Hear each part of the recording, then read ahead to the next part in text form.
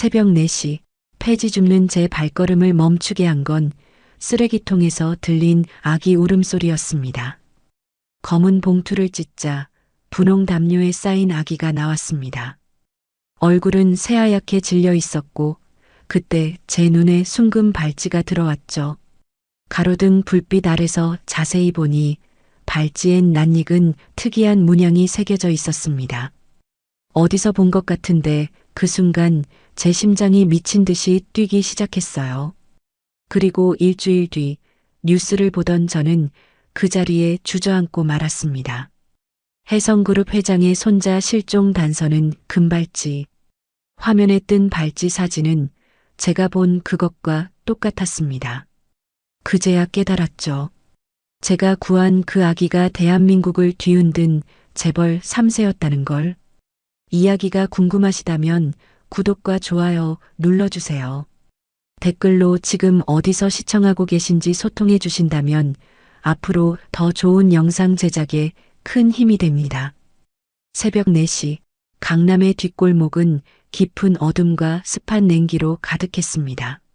화려한 네온사인 불빛이 꺼진 지 오래된 이곳은 밤새 쏟아져 나온 쓰레기들로 악취를 풍겼고 차가운 겨울바람은 뼛속 깊숙이 파고드는 듯 했습니다.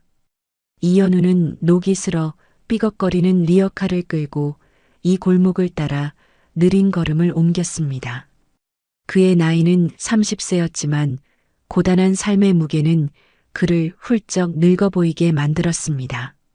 3년 전까지만 해도 그는 한성대학교 의과대학 본과 3학년에 재학 중인 촉망받는 엘리트였습니다.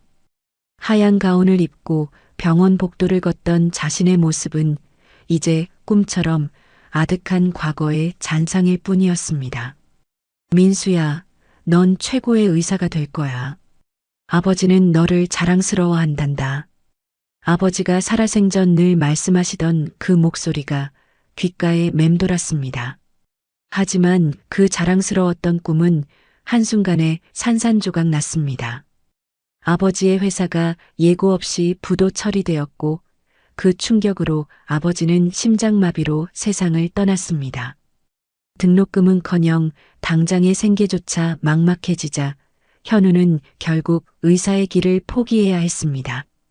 그날 밤 한강 다리 밑에서 불태웠던 의대. 합격증의 불꽃과 함께 흘렸던 뜨거운 눈물은 여전히 그의 가슴에 선명한 흉터로 남아 있었습니다. 그리고 얼마 후 뱃속에 아기를 임신한 아내가 교통사고로 세상을 떠나고 말았습니다. 그 후 그는 세상의 모든 것을 잃은 채 매일 새벽 폐지를 주어 하루 10,000원, 남짓한 돈으로 고시원 월세를 감당하며 하루하루를 버티고 있었습니다. 강남의 부유한 동네는 그에게는 양날의 검과 같았습니다. 이곳의 부자들은 멀쩡한 물건도 쉽게 버렸고 그 쓰레기가 현우에게는 생계를 유지할 수 있는 유일한 수단이 되었습니다. 그는 오늘도 고질적인 어깨 통증을 무시한 채 익숙한 골목을 따라 쓰레기통을 뒤지기 시작했습니다. 그런데 여느 때와 달리 한 쓰레기통 앞에 검은 승용차가 서 있었고 누군가 급하게 무언가를 버리고 떠나고 있었습니다. 리어카를 멈추고 문제의 쓰레기통 뚜껑을 열자 코를 찌르는 썩은 음식물 냄새를 뚫고 희미하고도 간절한 울음소리가 들려왔습니다. 처음에는 길고양이의 울음소리라 생각했습니다. 하지만 폐지 줍는 일에 익숙해진 그의 귀는 곧 그것이 고양이의 울음과는 확연히 다른 나약한 아기의 울음소리임을 깨달았습니다. 현우의 심장은 미친 듯이 뛰기 시작했습니다. 그의 손은 덜덜 떨렸지만 본능적으로 봉투를 찢기 시작했습니다. 가장 위에 있던 검은 봉투를 찢자 그 속에서 분홍색 담요에 겹겹이 쌓인 작은 생명체가 모습을 드러냈습니다. 이게 대체 무슨 일이지? 생후 1달도 채 되지 않아 보이는 신생아였습니다. 아기의 창백한 얼굴에는 푸른빛이 돌았고 불규칙한 호흡은 당장이라도 끊어질 듯 위태로워 보였습니다. 현우는 본능적으로 자신이 의대생이었을 때 배웠던 지식을 떠올렸습니다. 저체온증. 아기의 입술은 파랗게 질려 있었고 즉각적인 체온 유지가 필요했습니다. 그는 급하게 자신이 입고 있던 두꺼운 겉옷을 벗어 아기를 감싸 안았습니다. 썩은 음식물 냄새와 차가운 새벽 공기 속에서 현우는 아기의 목 뒤를 조심스럽게 받쳐 기도를 확보했습니다. 괜찮아, 괜찮아. 내가 지켜줄게. 현우는 아기에게 속삭였습니다. 그의 목소리는 떨렸지만 그 안에는 모든 것을 잃었던 남자에게서 솟아난 강렬한 부성애가 담겨 있었습니다.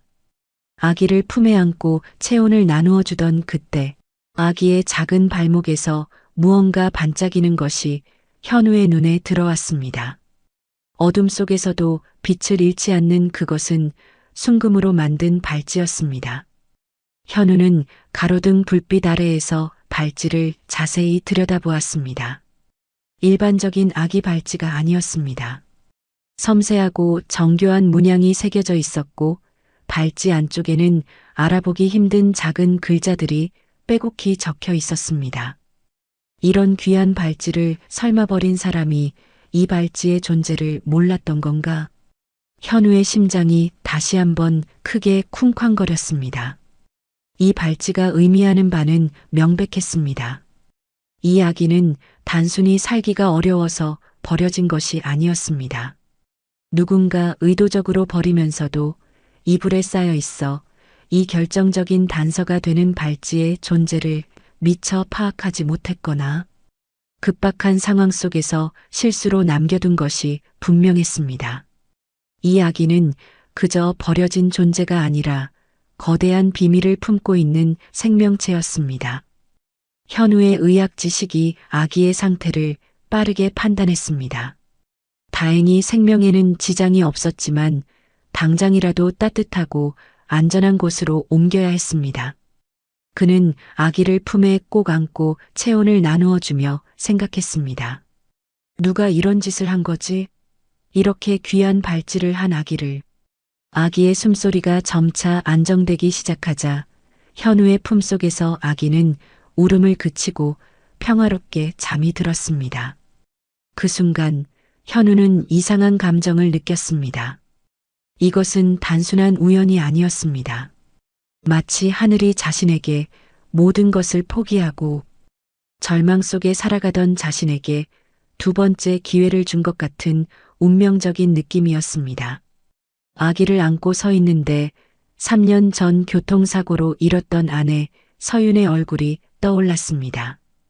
서윤이와 아기를 잃은 상실감에 죽은 듯 살았던 지난 3년의 시간이 이 작은 생명의 따뜻한 체온 앞에서 녹아내리는 것 같았습니다.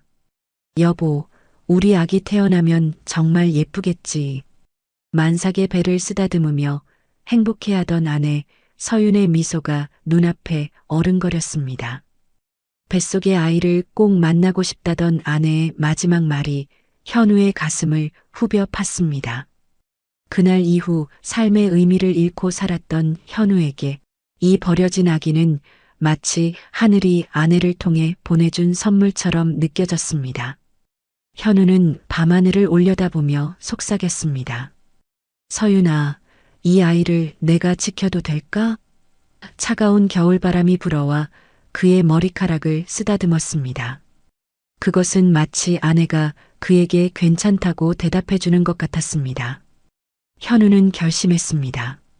이 아이를 경찰에 신고하거나 병원에 맡기기 전에 이순금 발찌의 비밀을 자신이 먼저 알아내야 한다고.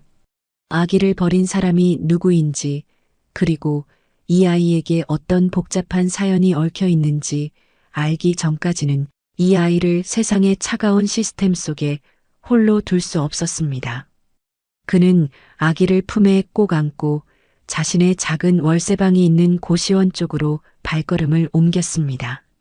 썩은 음식물 냄새가 가득했던 쓰레기통 옆에서부터 시작된 이 여정은 마치 그의 죽었던 삶을 다시 시작하게 만드는 운명적인 발걸음 같았습니다. 그는 아기의 체온이 떨어지지 않도록 자신의 몸을 최대한 밀착시키며 속삭였습니다. 강민아, 조금만 참아. 이제 곧 따뜻한 곳에 도착할 거야. 그는 이미 아기에게 강하게 살아남자고 강민이라는 이름을 붙여주기로 마음먹었습니다. 비록 임시적일지라도 이름이 없는 채로 둘 수는 없었습니다. 현우가 사는 고시원은 5층 꼭대기, 해가 들지 않는 작은 방이었습니다. 방의 문을 열고 들어서자 곰팡이 냄새와 습한 냉기가 현우를 맞이했습니다. 그는 급히 방바닥에 깔아놓은 이불 위에 아기를 눕히고 보일러를 최고 온도까지 올렸습니다. 방은 작았지만 다행히 외풍이 심하지 않아 금방 따뜻해질 수 있었습니다. 그는 아기의 창백했던 얼굴에 점차 혈색이 돌아오는 것을 확인하고 안도의 한숨을 내쉬었습니다. 생후 한 달도 되지 않은 아기의 작고 연약한 몸은 세상의 어떤 것보다 귀하게 느껴졌습니다. 그는 즉시 자신이 의대생 시절 배웠던 지식을 꺼내 활용했습니다. 소아과 실습 때 배웠던 신생아 돌보기와 응급처치 요령이 머릿속에 떠올랐습니다. 호흡은? 맥박은? 현우는 떨리는 손으로 아기의 작은 가슴에 귀를 기울였습니다. 다행히 불규칙했던 호흡은 점차 안정되어 가고 있었습니다. 그는 겉옷과 분홍 담요를 벗겨내고 아기의 상태를 더욱 면밀히 살폈습니다. 아기는 온몸에 푸른 기운이 가시지 않았지만 생명에는 지장이 없어 보였습니다. 현우는 편의점에서 급히 사온 신생아용 분유와 기저귀, 물티슈 등을 방바닥에 펼쳐놓았습니다. 분유를 타서 아기에게 먹이는 과정은 서툴렀지만 의대 시절의 지식이 그를 도왔습니다. 따뜻한 분유가 아기의 작은 입술에 닿자 아기는 본능적으로 빨기 시작했습니다. 그 모습을 바라보는 현우의 눈가에 뜨거운 눈물이 고였습니다. 그의 머릿속에는 3년 전의 악몽 같은 기억이 떠올랐습니다. 아내 서윤이 임신 8개월이었을 때였습니다. 그는 의대 수업을 마치고 만삭인 아내와 함께 산부인과에서 돌아오는 길이었습니다. 여보, 우리 아기 이름은 은호로 할까? 아니면 지안으로 할까? 아내 서윤은 행복하게 웃으며 차 안에서 태명을 부르고 있었습니다. 뭐든 좋아. 당신 닮아서 예쁘면 돼. 현우는 운전대를 잡은 채 대답했습니다. 당신은 참 무심하다. 그치 아가야? 아빠가 벌써부터 이렇게 무심하면 어떡해? 서윤은 장난스럽게 타박했지만 그 목소리에는 세상 모든 것을 다 가진 듯한 행복이 묻어 있었습니다. 무심한 게 아니라 난 당신이랑 아기만 있으면 돼서 그래. 다른 건 욕심 없어. 우리 아기 태어나면 예쁜 발찌 하나 해주자. 당신 말대로 욕심은 없지만 평생 간직할 수 있는 특별한 거로. 하지만 그 행복은 너무나 짧았습니다. 신호를 무시하고 달려온 대형 트럭이 그들의 차량을 들이받았고 현우는 기적적으로 살아남았지만 아내와 뱃속의 아이는 그 자리에서 세상을 떠났습니다. 구급차 안에서 의식을 잃어가는 아내 서윤이 그에게 남긴 마지막 말은 뼈저리게 아픈 기억으로 남아 있습니다. 여보, 우리 아기 꼭 만나고 싶었는데. 그 말이 현우의 삶을 송두리째 무너뜨렸습니다. 의대 졸업장도 미래의 꿈도 모든 것이 의미를 잃었습니다. 그는 폐지를 줍는 삶으로 숨어들었고 매일 밤 죽은 듯 잠들었습니다. 그러나 지금 그의 품에는 버려진 아기 강민이 있었습니다. 숭금 발찌를 차고 있는 이 아기는 마치 3년 전 아내가 해주고 싶다던 그 특별한 발찌를 하고 있는 것처럼 느껴졌습니다. 현우의 얼어붙었던 가슴에 강민의 작은 숨결이 따뜻한 온기를 불어넣었습니다. 서윤아, 보고 싶다. 정말 많이. 현우는 눈물을 흘리며 아내에게 속삭였습니다. 이 아이 당신이 나한테 보낸 선물이지? 당신이 우리 아기를 대신해서 보낸 선물 맞지? 그의 눈물은 후회와 슬픔의 눈물이 아닌 3년 만에 다시 얻은 희망과 부활의 눈물이었습니다. 그는 강민을 끌어안고 다짐했습니다. 절대 놓치지 않을 거야. 이번에는 절대 내가 지켜줄 거야. 내가 이 아이의 아빠가 될 거야. 그는 다시 순금 발찌를 살펴보았습니다. 발찌에 새겨진 정교한 문양은 일반 가정에서는 쉽게 접할 수 없는 마치 가문의 상징과 같은 모습이었습니다. 이 아이를 버린 사람들이 이 발찌의 존재를 몰랐을 리 없습니다. 어쩌면 급하게 도망치느라 미처 챙기지 못했거나 이 담요에 쌓여 있어 발찌가 보이지 않았을 수도 있습니다. 현우는 이 발찌가 이 아이의 신분을 밝혀줄 결정적인 단서임을 직감했습니다. 경찰에 신고하면 아이는 보호시설로 보내질 것이고 이 발찌가 알려지면 아이를 버린 사람들이 다시 찾아와 아이에게 해를 끼칠 수도 있습니다. 이 아이는 그냥 버려진 게 아니야. 누군가 의도적으로 제거하려 한 거야. 내가 지켜야 해. 현우의 강한 책임감이 발동했습니다. 그는 조용히 자리에서 일어나 방안을 정리했습니다. 아기의 존재를 숨겨야 했습니다. 분유와 기저귀 같은 아기 용품들은 모두 이불 밑에 숨겼고 리어카는 고시원 구석진 곳에 두었습니다. 그리고 강민을 품에 안고 창밖을 바라보았습니다. 어둠이 걷히고 희미한 여명이 밝아오고 있었습니다. 새로운 하루, 이현우의 두 번째 삶이 시작되는 순간이었습니다. 그의 가슴은 두려움보다 희망으로 가득 찼습니다. 이 작은 생명이 30세 청년, 이현우의 삶을 완전히 다른 방향으로 이끌어갈 것이라는 운명적인 확신과 함께 말입니다. 이 모든 것이 아내 서윤이 하늘에서 보내준 마지막 선물임을 그는 믿어 의심치 않았습니다. 강민은 현우의 품속에서 따뜻하게 잠들어 있었습니다. 현우는 잠든 아기의 작은 얼굴을 조심스럽게 쓸어내렸습니다. 이 아이의 얼굴에서 묘하게 아내 서윤의 모습이 겹쳐 보였습니다. 현우는 이제 더 이상 혼자가 아니었습니다.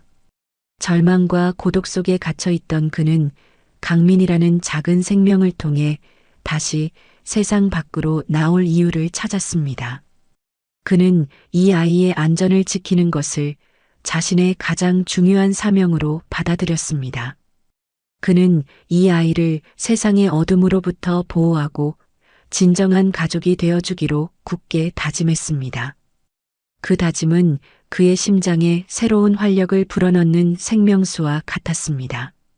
이현우는 아기 강민을 구한 지 사흘째 폐지 수집을 나가지 못하고 고시원 방에만 머물렀습니다. 매일 새벽 4시만 되면 어김없이 리어카를 끌고 나섰던 그였기에 며칠째 방 안에만 있는 현우의 모습은 고시원의 다른 거주자들에게는 충분히 수상하게 비칠 수 있었습니다. 현우는 방 안에 모든 아기용품을 숨기고 강민이 울음을 터뜨릴까봐 노심초사했습니다. 강민은 다행히 순한 편이었지만 생후 한 달도 되지 않은 신생아에게서 울음소리가 나지 않을 수는 없었습니다.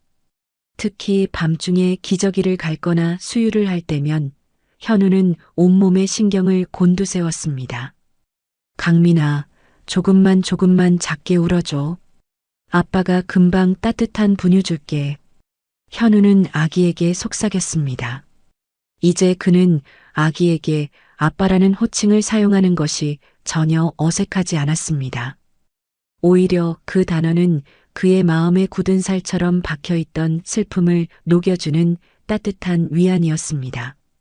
사흘 동안 강민을 돌보면서 현우는 어느 정도 요령이 생겼습니다. 서툴렀던 기저귀 갈기와 수유, 트림시키기가 점차 익숙해져 갔습니다. 의대 시절의 지식과 잃어버린 아이에 대한 깊은 부성애가 그를 빠르게 아빠로 만들고 있었습니다. 그는 강민의 작은 손가락이 자신의 손가락을 꽉 잡을 때마다 벅찬 행복감을 느꼈습니다. 사흘째 되는 날 새벽 5시 강민이 울음을 터뜨렸습니다. 현우는 급히 일어나 아기의 기저귀를 갈고 분유를 타는 동안 옆방 문이 조용히 열리는 소리를 들었습니다. 고시원 옆방에는 60대 후반의 박씨 아저씨가 살고 있었습니다. 그는 평소 말수가 적고 현우와는 눈인사조차 잘하지 않던 외로운 노인이었습니다. 현우는 심장이 철렁 내려앉는 것을 느꼈습니다. 정군, 며칠째 아기 울음소리가 들리던데 무슨 일 있나?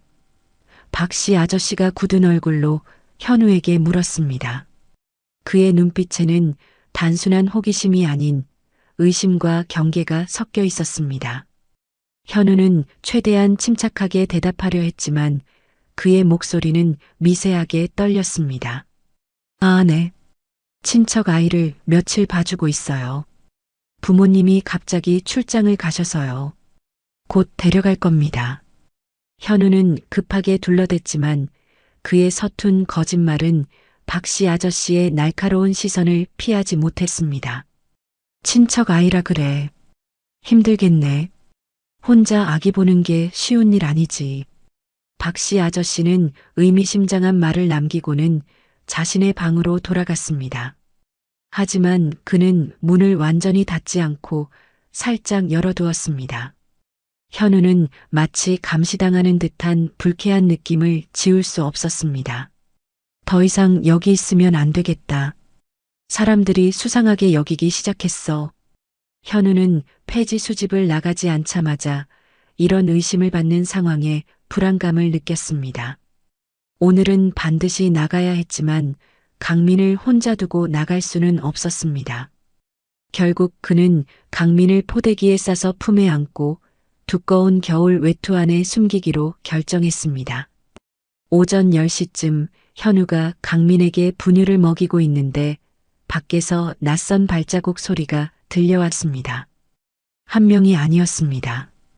여러 명의 무거운 구두 소리가 고시원 복도에 울려 퍼졌습니다.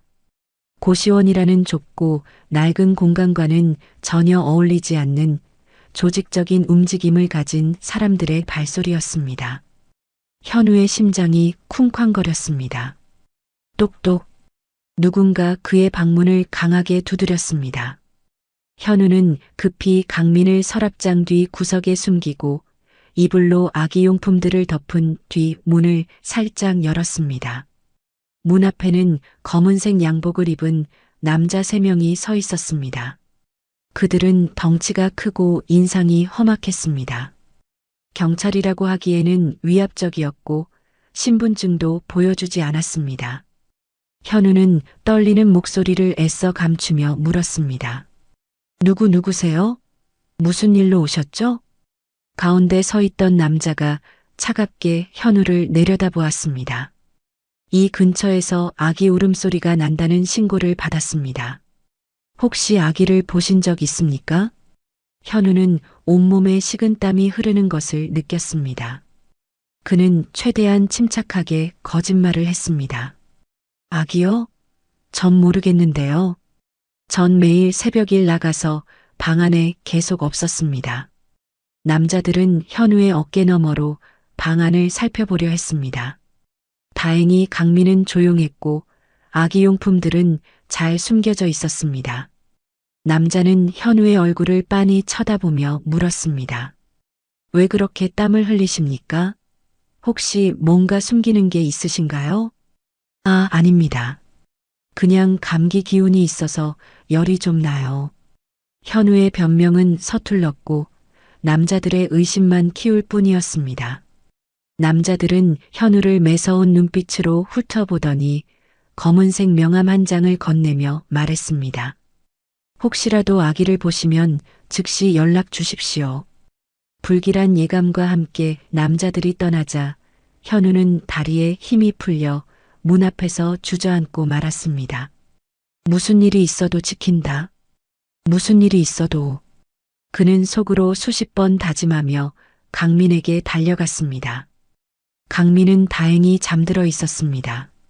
현우는 이제 고시원이 더 이상 안전한 곳이 아님을 깨달았습니다. 그들은 이 아기를 찾기 위해 조직적으로 움직이기 시작했습니다. 현우는 곧바로 강민을 포대기에 싸서 품에 안고 고시원을 빠져나왔습니다. 이 위험한 상황을 돌파할 유일한 방법은 아기의 정체, 즉 순금 발찌의 비밀을 밝혀내는 것이었습니다. 그는 곧장 도서관으로 향했습니다. 그의 고시원 작은 방은 이제 세상에서 가장 위험한 장소가 되어버렸습니다. 그는 강민을 지키기 위해 거대한 폭풍 속으로 걸어 들어가야 했습니다. 이현우의 심장은 두려움과 함께 끓어오르는 분노로 가득 찼습니다. 누가 이 작고 순수한 생명을 이런 위험에 몰아넣었는지 반드시 알아내야만 했습니다. 이현우는 강민을 품에 안고 도서관 컴퓨터 앞에 앉았습니다. 품속에 강민은 잠들어 있었지만 현우의 심장은 쉴 새 없이 불안하게 뛰고 있었습니다. 그는 순금 발찌에 새겨진 문양의 정체를 알아내는 것이 이 위협적인 상황을 타개할 유일한 방법이라고 확신했습니다. 왜 이런 귀한 발찌를 찬 아기를 버렸을까? 그리고 왜 검은 양복을 입은 사람들이 찾아다니는 걸까? 이 모든 의문은 발찌의 비밀을 푸는 열쇠에 달려 있었습니다. 그는 조심스럽게 마우스를 움직여 검색창에 여러 키워드를 입력하기 시작했습니다. 한국 재벌 가문장, 순금 발찌 문양, 재벌가 상징, 해성그룹 문장 등 자신이 아는 모든 단서를 조합했습니다. 1시간가량의 집요한 검색 끝에 현우는 마침내 비슷한 문양을 발견했습니다. 화면에 뜬 이미지를 보는 순간 그의 온몸은 얼어붙는 듯한 충격에 휩싸였습니다. 해성그룹 창업주 가문장, 발찌에 새겨진 문양과 화면 속 이미지는 완벽하게 일치했습니다. 해성그룹, 그 이름은 현우에게도 익숙했습니다. 대한민국 5대 재벌 중 하나로 자산 규모가 수십조 원에 달하는 거대 기업이었습니다. 그는 자신이 구한 아기가 단순한 부잣집 아기가 아니라 한국 사회를 움직이는 거대한 권력의 중심부와 연결되어 있다는 사실을 깨달았습니다. 현우는 떨리는 손으로 마우스를 붙잡고 검색을 이어갔습니다. 해성그룹 후계 구도, 해성그룹 3세를 입력하자 충격적인 기사들이 연이어 화면에 나타났습니다. 2달 전 기사였습니다. 해성그룹 장남 부부, 등남 3대 경영 세습 구도 확정. 기사에는 해성그룹 강태호 회장의 장남 부부가 아들을 낳았으며 이 아이가 해성그룹의 미래를 이어갈 3세라는 내용이 명시되어 있었습니다. 그리고 그 기사 옆에는 또 다른 기사가 눈에 들어왔습니다. 해성그룹 둘째 아들 강지훈 전무 경영권 경쟁에서 밀려나 퍼즐 조각이 맞춰지기 시작했습니다. 후계 구도, 경영권 다툼, 그리고 쓰레기통에 버려진 아기. 이것은 단순한 유기가 아니었습니다. 돈과 권력을 둘러싼 거대한 음모가 숨어 있었습니다. 현우가 구한 아기 강민 본명 강은찬은 바로 해성그룹의 적통 후계자였던 것입니다. 그의 등골을 따라 차가운 전율이 흘러내렸습니다. 자신이 지금껏 패지나 줍던 삶의 벼랑 끝에서 상상조차 할 수 없었던 재벌가의 추악한 암투 한가운데 서게 된 것입니다. 무서웠습니다. 거대한 힘 앞에 선 개인의 나약함을 느꼈습니다. 하지만 그와 동시에 분노가 치밀어 올랐습니다. 어떤 인간들이 돈과 권력을 위해 갓 태어난 아기를 쓰레기통에 버릴 수 있단 말인가? 현우는 품에 안긴 강민을 내려다보았습니다. 이 작고 연약한 생명이 어른들의 탐욕 때문에 죽을 뻔했다는 사실이 너무나도 끔찍했습니다. 강민은 아무것도 모른 채 현우의 품속에서 평화롭게 잠들어 있었습니다. 현우는 잠든 아기를 보호하려는 듯 더욱 힘주어 끌어안았습니다. 걱정 마, 강민아. 내가 널 지켜줄게. 도서관에서 나와 집으로 돌아오는 길, 현우는 계속 뒤를 돌아보았습니다. 마치 누군가 따라오는 것 같은 섬뜩한 느낌이 들었습니다. 그것은 단순한 편집증이 아니었습니다. 조금 떨어진 곳에서 검은색 승용차 한 대가 느린 속도로 그를 미행하고 있었습니다. 낮에 고시원에 찾아왔던 그 남자들의 일당이 분명했습니다. 현우는 가슴이 미친 듯이 뛰었지만 걸음을 멈추지 않았습니다. 그는 서둘러 고시원으로 돌아왔고 강민을 이불 위에 조심스럽게 눕혔습니다. 강민은 까만 눈동자로 현우를 빤히 쳐다보았습니다. 마치 모든 것을 알고 있다는 듯한 눈빛이었습니다. 현우는 아기의 작은 손가락을 꽉 잡았습니다. 강민아, 내가 누군지 이제 알 것 같아. 너는 혜성그룹의 진짜 상속자야. 누군가 너를 없애려고 했어. 하지만 걱정 마. 내가 내 아빠가 되어줄게. 진짜 아빠보다 더 잘 키워줄게. 현우의 목소리는 절박했지만 그 안에는 강한 결의가 담겨 있었습니다. 그는 아기를 지켜내겠다는 약속을 했습니다. 그것은 죽은 아내 서윤과 뱃속의 아이에게 보내는 약속이기도 했습니다. 창밖을 내다보니 아니나 다를까 고시원 앞에 검은 승용차가 서 있었습니다. 낮에 봤던 바로 그 차였습니다.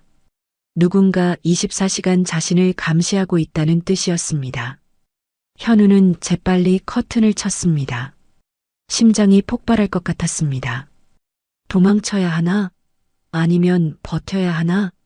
고민이 되었지만 지금 섣불리 움직이는 것이 더 큰 위험을 초래할 것 같았습니다. 일단은 때를 기다리기로 했습니다. 강민을 지키기 위한 돌파구가 생길 때까지 말입니다. 그는 강민을 꽉 안으며 속으로 다짐했습니다. 무슨 일이 있어도 지킨다, 강민아. 이 세상에서 제일 안전한 곳은 바로 내 품이야. 그의 품은 겨울밤에 울부짖는 바람 속에서도 강민에게는 가장 따뜻하고 안전한 안식처가 되어주고 있었습니다. 이제 이현우는 이 거대한 음모에 정면으로 맞서 싸워야 하는 운명에 처했습니다. 이현우는 아기를 구한 지 나흘째 되는 날 새벽까지 잠 못 이루고 강민을 지켜봤습니다. 밤새 불안감 속에서 잠을 설친 그는 아침 7시에 강민에게 분유를 먹이고 있었습니다. 바로 그 순간 고시원 방문이 쾅 하는 굉음과 함께 박살나며 열렸습니다. 자물쇠가 부서지는 소리와 함께 험악한 인상을 가진 남자 3명이 방 안으로 들이닥쳤습니다. 이틀 전 검은 양복의 남자들과는 확연히 다른 대놓고 조폭처럼 보이는 사람들이었습니다. 그들의 선두에 선 남자는 얼굴에 흉터가 가득했고 손에는 시커먼 야구 방망이를 들고 있었습니다. 야, 이 새끼야. 아기 어디 있어? 남자가 고함을 질렀습니다. 현우는 본능적으로 강민을 등 뒤로 숨기며 벌떡 일어섰습니다. 누구세요? 여긴 제 집인데 무단 침입입니다. 지금 당장 나가지 않으면 경찰에 신고합니다. 그의 목소리는 떨렸지만 강민을 지켜야 한다는 강한 의지가 담겨 있었습니다. 경찰? 푸아. 남자들이 일제히 비웃었습니다. 이 새끼가 아직도 상황 파악을 못하네. 너 지금 누구 물건 가지고 있는지 알아? 야구 방망이를 든 남자가 한 발짝 다가왔습니다. 현우는 온몸에 피가 식는 것을 느꼈습니다. 혜성그룹이 고용한 사설 조직이구나. 그는 이미 강민의 정체를 알고 찾아온 그들을 모르는 척할 수 없었습니다. 무슨 소리예요? 전 아무것도 모릅니다. 아기는 며칠 전에 친척이 데려갔어요. 현우는 필사적으로 거짓말을 했지만 바로 그 순간 강민이 울음을 터뜨렸습니다. 요 며칠 현우의 품에서만 잠들던 아기가 낯선 소리와 위협적인 분위기에 놀란 것이 분명했습니다. 아기의 울음소리는 작은 방 안에 고스란히 울려 퍼졌습니다. 저 새끼 거짓말하네. 남자가 성큼 다가오자 현우는 강민을 품에 꽉 끌어안으며 외쳤습니다. 건드리지 마세요. 이 아이는 제 아들입니다. 아들, 웃기고 있네. 그 애가 누군지 알고나 하는 소리야? 그냥 주고 없던 일로 하자. 돈도 좀 줄게. 1,000만 원 어때? 다른 남자가 비웃으며 현우를 조롱했습니다. 싫습니다. 이 아이는 못 줍니다. 현우가 소리치는 순간 야구 방망이가 현우의 어깨를 강하게 강타했습니다. 퍽! 둔탁한 소리와 함께 현우는 쓰러질 뻔했지만 강민을 보호하기 위해 본능적으로 몸을 웅크렸습니다. 고통이 온몸을 찢는 듯 했지만 그는 아기를 놓칠 수 없었습니다. 남자가 다시 방망이를 들어 올리는 순간 현우의 눈에 창문이 들어왔습니다. 5층이었지만 바로 옆에 옥상으로 통하는 비상 계단이 있었습니다. 현우는 순간적으로 몸을 날렸습니다. 창문을 열고 비상 계단으로 뛰어 올랐습니다. 저 새끼 잡아. 뒤에서 거친 욕설과 함께 쿵쿵거리는 발소리가 따라왔습니다. 현우는 강민을 가슴에 꽉 안고 계단을 2개씩 뛰어 올랐습니다. 심장이 터질 것 같았지만 아기를 지켜야 한다는 일념 하나로 멈출 수 없었습니다. 옥상 문을 밀고 나가자 차가운 바람이 얼굴을 때렸습니다. 그러나 옥상은 막다른 곳이었습니다. 현우는 자신이 실수했음을 깨달았습니다. 뒤돌아보니 남자 3명이 이미 올라와 현우를 포위했습니다. 이제 그만해. 도망갈 데 없어. 애 주고 끝내자. 왜 이렇게 고생을 사서 해? 야구 방망이를 든 남자가 천천히 다가왔습니다. 현우는 옥상 가장자리 난간으로 물러섰습니다. 한 발짝만 더 오면 뛰어내립니다. 그는 난간을 잡고 위협했지만 실제 뛰어내릴 생각은 없었습니다. 그때 갑자기 옥상 문이 벌컥 열렸습니다. 무슨 일이야? 여기서 뭐 하는 거예요? 고시원 주인 아주머니였습니다. 평소 무서운 인상이었던 60대의 아주머니는 지금 현우에게 천사처럼 보였습니다. 이건 또 뭐야? 조폭들이 잠시 틈을 주는 사이 아주머니가 현우에게 다가왔습니다. 민수 씨, 괜찮아요? 어머, 아기도 있네. 내가 경찰에 신고했어요. 곧 올 거예요. 아주머니의 말과 함께 멀리서 희미한 사이렌 소리가 들리는 듯 했습니다. 조폭들의 얼굴이 굳었습니다. 짜증나네. 야, 이게 끝이 아니야. 조만간 다시 올 거니까 각오해. 남자들은 서둘러 계단을 내려갔습니다. 아주머니의 도움으로 방으로 돌아온 현우는 엉망이 된 방을 보며 더 이상 여기 있을 수 없음을 깨달았습니다. 그는 고민 끝에 경찰서로 향했습니다. 혼자 힘으로는 강민을 지킬 수 없다는 것을 처절하게 깨달았기 때문입니다. 하지만 강민이 혜성그룹 후계자라는 사실을 밝히면 이 복잡한 싸움에 더 깊이 휘말릴 것 같았습니다. 그는 결국 경찰에게 모든 것을 숨기기로 결정했습니다. 제가 위협을 받고 있어요. 아이 때문에 현우는 더듬거리며 말했지만 어제 만났던 그 40대 중반의 당직 형사는 그의 눈빛을 의심 가득한 표정으로 쳐다봤습니다. 아이가 누구죠? 아기 출생 신고서나 가족관계 증명서 있으면 가져와 주세요. 제 조카입니다. 부모님이 사고로 돌아가셔서 제가 돌보고 있어요. 지금은 서류가 없는데 나중에 가져올게요. 현우는 거짓말을 했지만 그의 이마에는 식은땀이 흘렀습니다. 혹시 이 아기 본인 자녀 아니죠? 최근에 아기 관련해서 이상한 신고가 몇 개 들어왔거든요. 아기를 잠시 보호소에 맡기시고. 안 됩니다. 아기는 절대 맡길 수 없어요. 현우가 갑자기 소리치자 형사의 표정은 더욱 확신에 찼습니다. 왜 그렇게 민감하게 반응하십니까? 뭔가 숨기는 게 있습니까? 현우는 더 이상 이 자리에 머무는 것이 위험함을 직감했습니다. 죄송합니다. 제가 예민했네요. 다시 생각해보고 오겠습니다.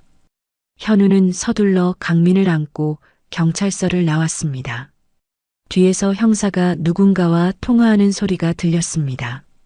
현우는 이제 경찰에게조차 유괴범으로 의심받는 최악의 상황에 놓였습니다. 경찰서에서 도망치듯 빠져나온 이현우는 대학 동기 준호에게 연락했습니다. 준호는 대학 시절 현우의 가장 가까운 친구였고 지금은 작은 창고를 운영하고 있었습니다. 현우는 친구에게 복잡한 일이 있어 며칠만 숨겨달라는 말만 남긴 채 자세한 설명은 하지 않았습니다. 그는 친구를 이 위험에 끌어들이고 싶지 않았습니다. 창고는 좁고 추웠지만 고시원보다는 안전했습니다. 현우는 준호가 가져다 준 전기장판과 이불로 임시 거처를 마련했습니다. 밤이 깊어지자 현우는 창고 구석에 작은 TV를 켰습니다. 불안함이 극에 달했기 때문입니다. 뉴스 채널에서 앵커가 심각한 표정으로 말했습니다. 내일 아침 혜성그룹과 관련된 충격적인 특별 뉴스가 있습니다. 혜성그룹이라는 단어에 현우의 귀가 번쩍 뜨였습니다. 예고 화면에는 강태호 회장의 얼굴과 함께 실종, 수색 같은 단어들이 자막으로 지나갔습니다. 내일이면 모든 게 밝혀지겠구나. 어쩌면 이게 강민을 지킬 기회일 수도 있어. 현우는 진실이 밝혀지면 더 이상 강민이 위험에 처하지 않을 것이라고 믿고 싶었습니다. 강민을 재우며 현우는 자장가를 불러주었습니다. 자장자장 우리 아가 무서운 일 없을 거야. 아빠가 지켜줄게. 그는 강민이 잠든 후에도 한참을 지켜봤습니다. 내일 일주일째 되는 날 큰 변화가 닥칠 것임을 직감했습니다. 아침 7시 정각 뉴스가 시작되었습니다. 앵커는 긴급 속보를 전했습니다. 혜성그룹 강태호 회장의 손자 강은찬 군이 일주일 전부터 실종된 것으로 확인됐습니다. 경찰은 대대적인 수색 작업에 착수했습니다. 화면이 바뀌고 혜성그룹 본사 건물이 나왔습니다. 그리고 다음 화면에 아기 강민의 사진이 나왔습니다. 생후 한 달의 남자아이. 뒤이어 가장 결정적인 단서가 클로즈업 되었습니다. 순금 발찌에 새겨진 혜성그룹 가문의 문양이 화면 가득 비추어졌습니다. 앵커의 목소리가 울려 퍼졌습니다. 이 발찌를 본 적 있는 분은 즉시 신고해 주시기 바랍니다. 제보자에게는 10억 원의 포상금이 지급됩니다. 현우의 온몸이 얼어붙었습니다. 포상금 10억 원이라는 금액도 충격이었지만 더 무서운 것은 이제 전국이 강민을 찾고 있다는 사실이었습니다. 그는 품속에 강민을 내려다봤습니다. 강민은 현우를 보며 해맑게 웃고 있었습니다. 현우는 그 웃음을 보며 결심했습니다. 이대로 숨어 있을 수 없어. 진실을 밝히는 것만이 강민도 나도 위험에서 벗어날 유일한 길이다. 화면에는 강태호 회장이 직접 나와 손자의 실종에 대해 슬퍼하는 모습이 담겼습니다. 제 손자를 찾아주십시오. 아이에게 무슨 일이 생긴다면 노인의 목소리에는 진실한 슬픔이 묻어났습니다. 그때 회장 옆에 강지훈 전무가 나타났습니다. 그는 걱정스러운 표정을 짓고 있었지만 현우의 눈에는 그 표정이 어딘가 어색하고 연기처럼 느껴졌습니다. 강지훈 전무는 저희 조카를 반드시 찾을 겁니다. 범인은 절대 용서하지 않겠습니다. 라고 분노에 찬 목소리로 말했습니다. 그 목소리를 듣는 순간 현우는 강지훈 전무가 이 사건과 관련이 있을지도 모른다는 강한 의심을 품게 되었습니다. 현우는 강민을 포대기에 단단히 싸서 품에 안았습니다. 순금 발찌는 주머니 깊숙이 넣었습니다. 그리고 혜성그룹 본사가 있는 여의도로 향했습니다. 혜성그룹 본사 60층이 넘는 거대한 빌딩 앞에는 이미 수많은 취재진과 경찰차가 몰려 있었습니다. 현우는 숨을 깊이 들이마시고 정문으로 걸어갔습니다. 경비원 2명이 그를 가로막았습니다. 어디 가십니까? 신분증을 보여주세요. 회장님을 만나야 합니다. 손자 강은찬 군에 관한 일로 왔습니다. 현우가 떨리는 목소리로 말하자 경비원들의 표정이 순식간에 변했습니다. 그들은 무전기를 들었고 곧 검은 양복을 입은 보안팀이 현우에게 몰려왔습니다. 보안팀은 현우를 건물 안 별도의 방으로 안내했습니다. 보안팀장이 명령했습니다. 아기를 보여주세요. 현우는 조심스럽게 포대기를 열어 강민의 얼굴을 드러냈습니다. 이 아이가... 팀장의 눈이 커지더니 그는 급히 무전기를 들었습니다. 전무님, 빨리 오셔야 할 것 같습니다. 잠시 후 문이 벌컥 열리고 TV에서 봤던 강지훈 전무가 차가운 표정으로 들어섰습니다. 현우가 채 말을 꺼내기도 전에 강지훈 전무가 소리쳤습니다. 이놈이 범인이다. 유괴범을 잡았다. 뭐라고요? 아니에요. 저는 아기를 구한 거예요. 현우는 필사적으로 항변했지만 강지훈 전무는 듣지 않았습니다. 일주일이나 숨겨놓고 이제 와서 나타나? 10억 포상금 때문에 왔겠지. 네가 훔쳐간 거잖아.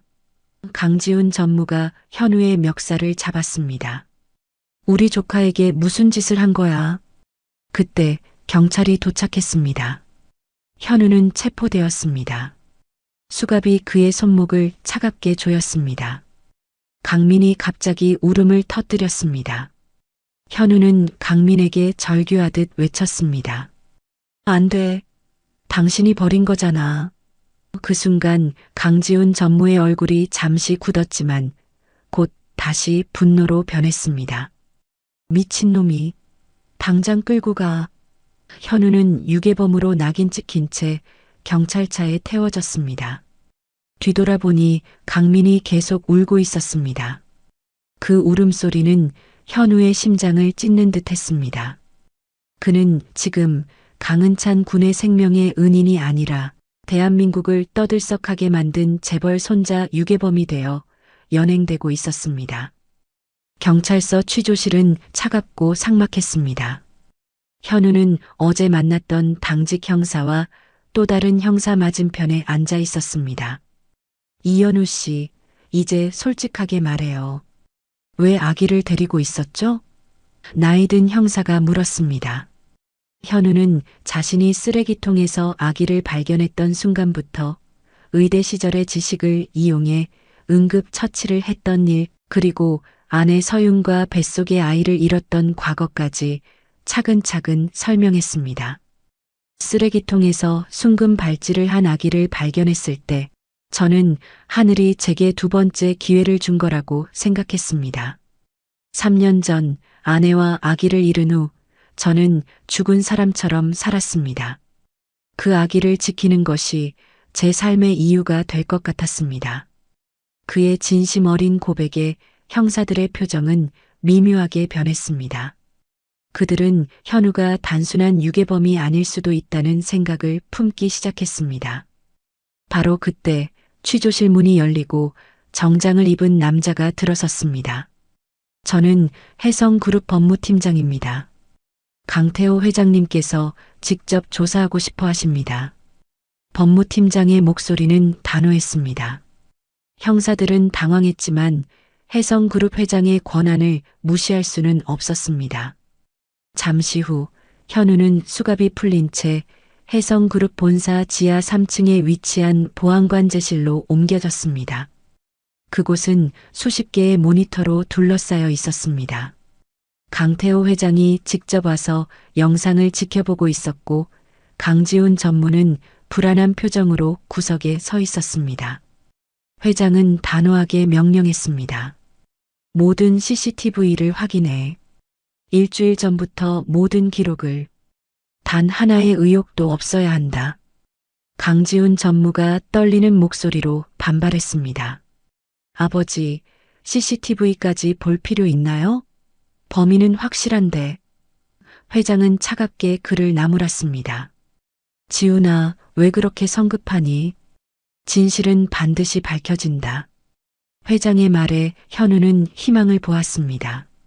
CCTV에는 분명 자신이 아기를 발견하는 장면이 녹화되어 있을 것이기 때문이었습니다. 기술팀 직원 5명이 일주일 전 새벽 3시부터의 CCTV 영상을 분석하기 시작했습니다. 화면이 빠르게 움직이는 가운데 한 직원이 소리쳤습니다. 여기요. 강남구 235번 카메라에 뭔가 잡혔습니다. 모든 사람의 시선이 해당 모니터로 쏠렸습니다. 화면을 확대하자 검은색 승용차가 새벽 3시 47분에 멈추는 장면이 보였습니다. 차에서 내린 검은 옷을 입은 남자는 주위를 살피더니 분홍 담요에 쌓인 무언가를 들고 쓰레기통 뚜껑을 열었습니다. 저게 아기인가? 기술팀장이 화면을 더 확대했습니다. 남자가 담요를 쓰레기통에 버리는 장면이 선명하게 녹화되었습니다. 얼굴을 확대해. 회장이 명령했고 화질 개선 작업을 거치자 남자의 얼굴이 드러났습니다. 저 사람 최 비서잖아. 누군가 외쳤습니다. 최 비서는 다름 아닌 강지훈 전무의 개인 비서였습니다. 순간 모든 시선이 강지훈 전무에게 꽂혔습니다. 강지훈 전무의 얼굴은 하얗게 질렸습니다. 아버지, 저는 정말 모르는 일입니다. 최 비서가 단독으로. 회장은 강지훈의 말을 끊고 차갑게 말했습니다. 계속 재생해. 30분 후 영상에는 리어카를 끄는 청년 바로 이현우가 나타났습니다. 그가 쓰레기통을 열고 아기를 발견하는 장면, 놀라서 아기를 꺼내는 장면, 그리고 응급처치를 하는 장면까지 모두 녹화되었습니다. 현우는 아기를 품에 안고 망설이다가 결국 데려가는 모습이었습니다. 저 청년이 구한 거였군. 유괴가 아니라 구조였어. 회장이 중얼거렸습니다. 최 비서가 끌려왔고 결국 모든 것을 자백했습니다. 전무님의 지시였습니다. 최 비서는 증거로 강지훈 전무와의 통화 녹음 파일까지 공개했습니다. 녹음 파일 속 강지훈 전무의 목소리가 들려왔습니다. 그 애만 없으면 내가 자연스럽게 후계자야. 죽이지는 말고 그냥 사라지게 해. 어차피 부모도 죽었으니 아기까지 죽었다고 하면 깔끔하잖아. 강태호 회장은 그 자리에서 비틀거렸습니다. 지훈아, 네가 어떻게 이럴 수가. 내 형과 형수가 죽었는데 유일하게 살아남은 조카를 내가 버렸단 말이냐. 노인의 통곡은 모든 사람의 가슴을 찢어지게 했습니다.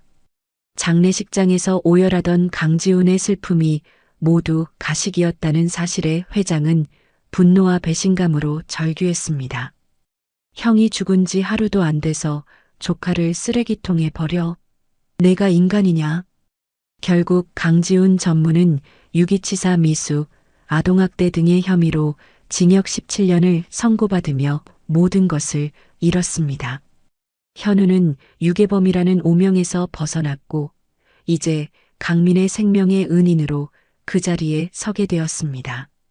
진실은 CCTV와 녹음 파일이라는 명백한 증거로 밝혀졌고 재벌가의 추악한 음모는 세상에 드러났습니다. 현우의 선행은 마침내 빛을 보게 된 것입니다. 경찰서 취조실에서 풀려난 이현우를 기다리고 있던 것은 강태호 회장이었습니다. 노인의 눈에는 여전히 눈물이 고여 있었지만 따뜻하고 진심 어린 감사가 담겨 있었습니다. 회장은 현우의 거친 손을 잡았습니다. 이현우 씨, 정말 어떻게 감사를 드려야 할지.